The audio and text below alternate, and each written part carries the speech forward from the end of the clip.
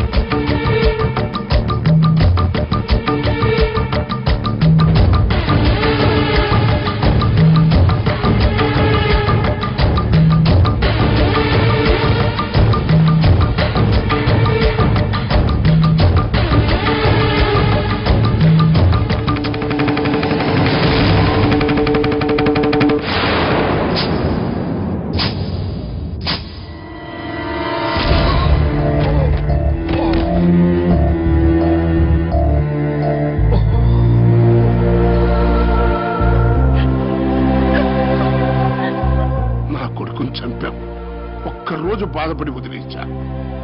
నన్ను పబ్లిక్ లో చెప్పు తీసి కొట్టావు, అయినా సహించా. ఎందుకో తెలుసా? నా కొడుకు ప్రాణం కట్టే నాకు నా పదవే నా ప్రాణం. అసలు నా పొలిటికల్ లైఫ్ ని చంపేయాలని చూశావు, అందుకే దాని పొట్లో పలుగు దింపావు.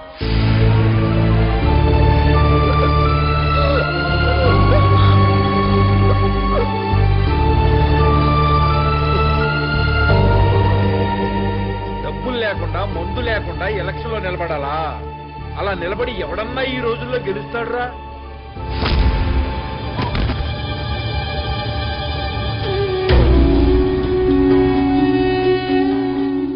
జనానికి సంక్రాంతి, రంజాన్, క్రిస్మస్ లాగా ఎలక్షన్స్ అంటే పెద్ద పండగరా, డబ్బుల పండగరా, మందు పండగరా. ప్రజలకి ఆ పండగను దూరం చేస్తావురా.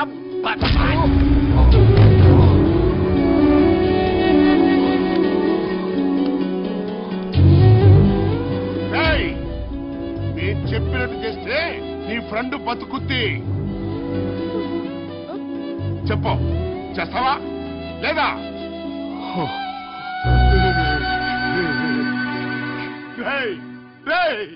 సార్ని సోఫాలో కూర్చోబెట్టండి రా.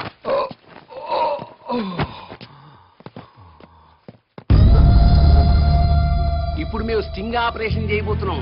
అంటే నువ్వు మంచాడు అని ప్రపంచం అంతా అనుకుంటోంది కదా, నిన్ను బ్లాక్ మెయిలర్ అని ప్రూవ్ చేయబోతున్నాం. ఇప్పుడు నేను చెప్పింది యాజ్ గా చెప్పేసి. సునీత, మొన్న నేను గవర్నర్ దగ్గర ఇచ్చిన స్పీచ్ అంతా సమాజం కోసం కాదు, డబ్బుల కోసం. రాజకీయ నాయకులు డబ్బులు లేనిదే ఎలక్షన్స్ లో గెలవలేరని నాకు తెలుసు. దాన్ని అడ్వాంటేజ్ గా తీసుకుని వాళ్ళని బ్లాక్ మెయిల్ చేశా. అన్ని పొలిటికల్ పార్టీలు 2000 కోట్లు ఇస్తే ఆ డబ్బు తీసుకుని నేను దుబాయ్ వెళ్ళిపోతా. ఆ తర్వాత పొలిటీషియన్స్ మళ్ళీ డబ్బు రాజకీయాలు చేసుకోవచ్చు. సునీత, ఎలా ఉంది ఐడియా? నువ్వు సీఎం కూతురు నన్ను సంఘ సంస్కర్త అనుకున్నారు కదూ. ఏం పర్వాలేదు, నీకు వాటా ఇస్తానులే. ఏ కామన్ మ్యాన్, ఇప్పుడు నేను చెప్పింది యాజ్ ఇట్ ఈజ్ గా కొంచెం విలన్ లుక్ తో చెప్పేసి. రక్తం తొడవండ్రా. వీడియో సునీత, మొన్న నేను గవర్నర్ దగ్గర ఇచ్చిన స్పీచ్ అంతా సొసైటీ కోసం కాదు, డబ్బుల కోసం. రాజకీయ నాయకులు డబ్బులు లేకుండా ఎలక్షన్ లో గెలుస్తున్నారు. సెంటిమెంట్ కాదు నాకు కావాల్సింది, విలన్గా కావాలి.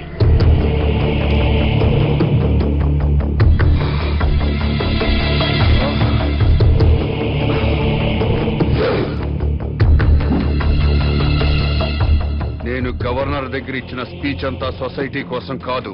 ఇన్నాళ్లు ప్రజల గుండెల్లో హీరోగా వెలిగిపోయిన కామన్ మ్యాన్ ఒక్కసారిగా విలన్ లా మారిపోయాడు. ముఖ్యమంత్రి గారి కుమార్తెతో పాటు కిడ్నాప్ కి గురైన ఛానల్ రిపోర్టర్ సునీత చేసిన స్టింగ్ ఆపరేషన్ తో కామన్ మ్యాన్ అసలు రంగు బయటపడింది. అతని అసలు రూపం ఏంటో మీరే చూడండి. నేను గవర్నర్ దగ్గర ఇచ్చిన స్పీచ్ అంతా సొసైటీ కోసం కాదు, డబ్బుల కోసం. రాజకీయ నాయకులు డబ్బులు లేకుండా ఎలక్షన్ లో గెలవలేరని నాకు తెలుసు. దాన్ని అడ్వాంటేజ్ గా తీసుకుని నేను బ్లాక్ మెయిల్ చేశాను. నాకు పొలిటికల్ పార్టీలన్నీ కలిపి 2000 కోట్లు ఇస్తే అది తీసుకుని నేను దుబాయ్ వెళ్ళిపోతాను.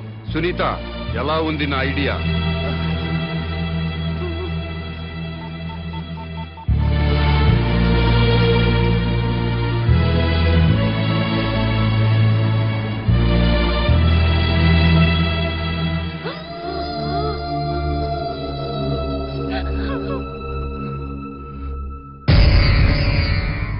సునీతని హాస్పిటల్కి తీసుకెళ్ళండి సార్, మీకు దండం పెడతాను. నాన్న టార్జాన్,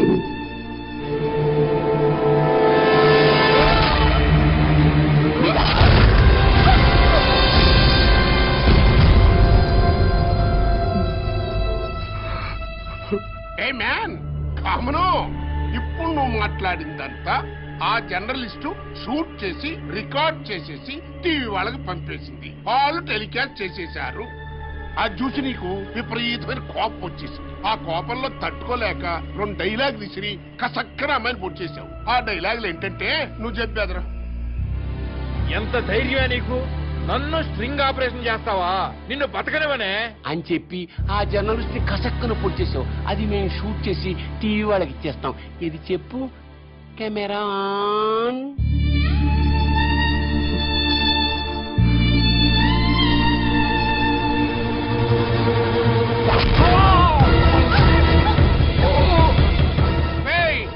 సీఎం కూతురు లేపేయండిరా. మరి మేం చెప్పమన్నట్టు చెప్తావా? చెప్పు. నన్నే స్టింగ్ ఆపరేషన్ చేస్తావా? ఎంత ధైర్యమే నీకు?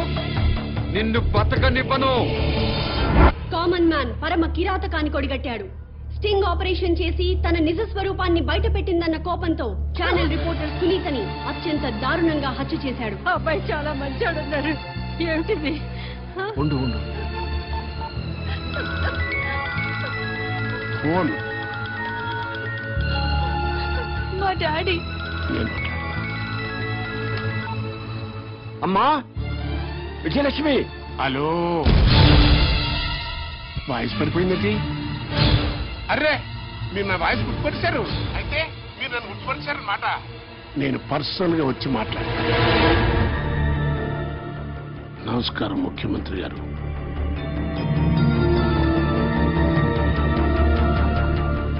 మీరు వయోభారం వల్ల ముఖ్యమంత్రి పదవి నుంచి తప్పుకుంటున్నారు. మీకు వారసుడిగా నన్ను ముఖ్యమంత్రిగా ప్రకటిస్తున్నారు. నో అన్నారంటే నీ కూతురు కామన్ మ్యాన్ లింకులు నేనే బయట పెడతా. జర్నలిస్టుని చంపినట్టుగా మీ కూతుర్ని కూడా నేనే చంపుతా.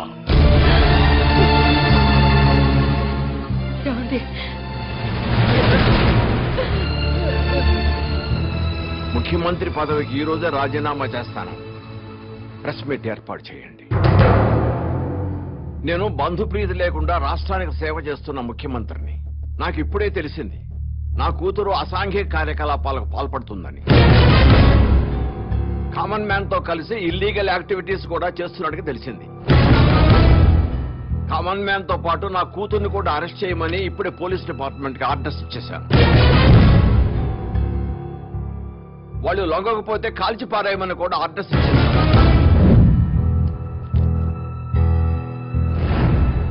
రేయ్, నువ్వు ఎన్ని ప్లాన్స్ వేసినా నిన్ను మాత్రం ఈ రాష్ట్రానికి ముఖ్యమంత్రిని కానివ్వరు. ఓట్ల కోసం కల్తీసారా తాగించి ప్రజల సభ్యుని వెధవరా నువ్వు. నీకు ఈ రాష్ట్రాన్ని పాలించే అర్హత లేదు. ముఖ్యమంత్రిగా కాదు కదా, అసలు నీకు రాజకీయ భవిష్యత్తు లేకుండా చేస్తా.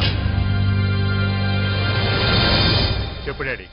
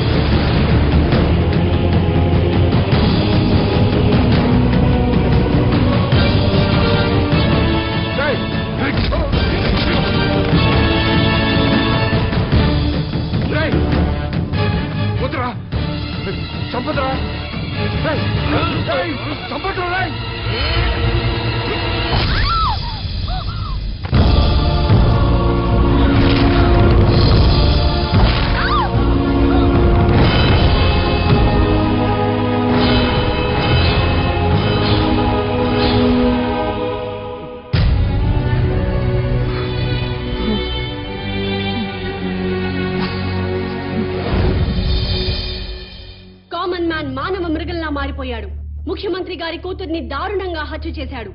చెత్త కుప్పల మీద శవాన్ని పడేశాడు. నమ్మశక్యం కాని విషయం ఏంటంటే ముఖ్యమంత్రి గారి కూతురు కామన్ మ్యాన్ ఇద్దరు స్నేహితులు కావడం. ఈ విషయాన్ని ముఖ్యమంత్రి గారే స్వయంగా ప్రకటించిన నేపథ్యంలో ఈ హత్య జరగడం గమనార్హం.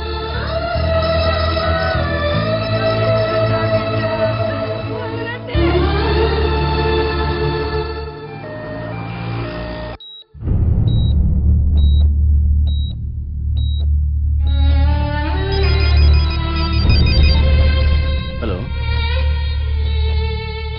సార్, బాడీని గవర్నమెంట్ హాస్పిటల్ తీసుకొచ్చారంట.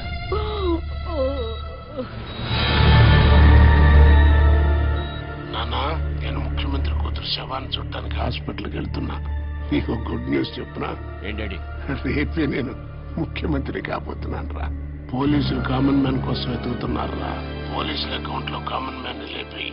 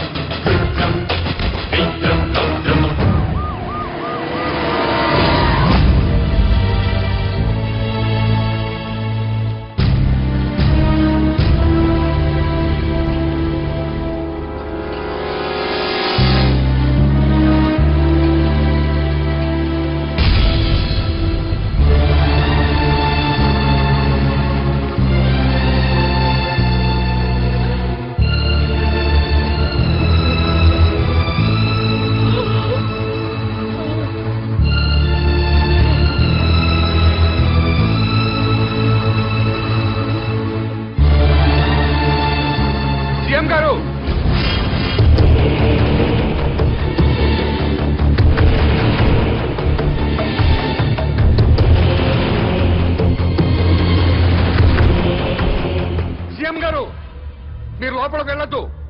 మిమ్మల్ని చంపడానికి ప్లాన్ చేశారు. సార్, అందరూ బయటకు వచ్చేయండి. గవర్నర్ గారు ప్లీజ్ నా మాట వినండి సార్. ప్లీజ్ సార్, లోపలికి వెళ్ళొద్దు. రండి సార్. సీఎం గారు కూతురు చంపిన రాసుకెళ్ళి నీ మాట ఏమన్నా నమ్ముతాడు రా? అదంతా పాత కదయ్యా. ఇప్పుడు ఆడిక్కడికి వచ్చింది సీఎం గారిని లేపేయడానికి. కలిసేయి.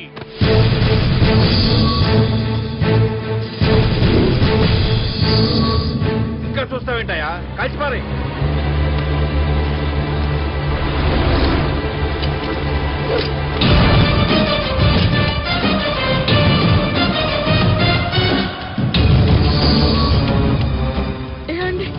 మన అబ్బాయి అండి. నిలబోతున్నాయి. నమస్కో. అయ్యా, నా కొడుకుని చూడొద్దు. నాకు నా కొడుకు కంటే నా ప్రజలు ముఖ్యం, నా ముఖ్యమంత్రి ముఖ్యం. అజయ్ అజయ్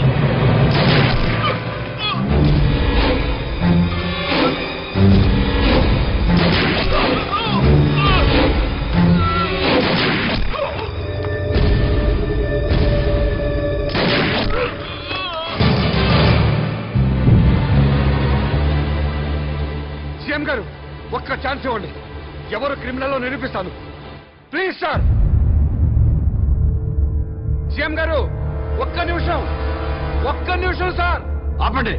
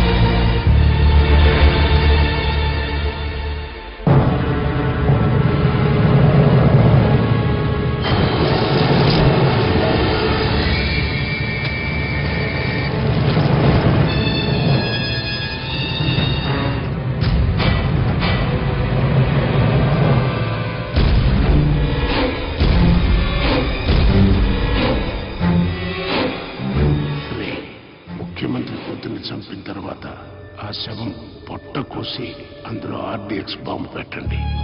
శవం హాస్పిటల్కి వస్తుంది. కూతుర్ని చూడటానికి ముఖ్యమంత్రి అక్కడికి వస్తాడు. శవం మీద కప్పిన గుడ్డ తీస్తుండగానే మనవాడు రిమోట్తో బాంబు పేలుస్తాడు. సీఎం స్పాట్ లో చచ్చిపోతాడు. నెక్స్ట్ సీనియర్ నేనే కాబట్టి ఈ రాష్ట్రానికి నేనే ముఖ్యమంత్రిని అవుతాను.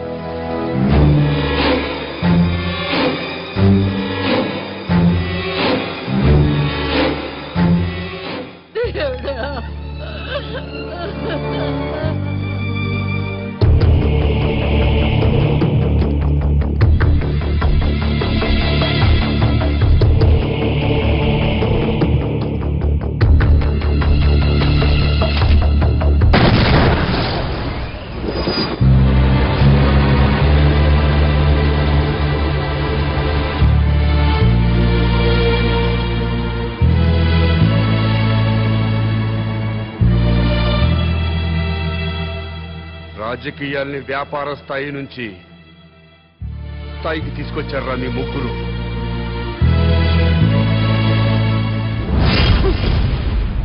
మనిషిగా పుట్టాం, కానీ మనిషిగా బతకటం మానేశాం. కమ్మవాడిగానో కాపువాడిగానో మరో కులం వాడిగానో బతుకుతున్నాం. హిందువులా, ముస్లింలా, క్రిస్టియన్లా బతుకుతున్నాం.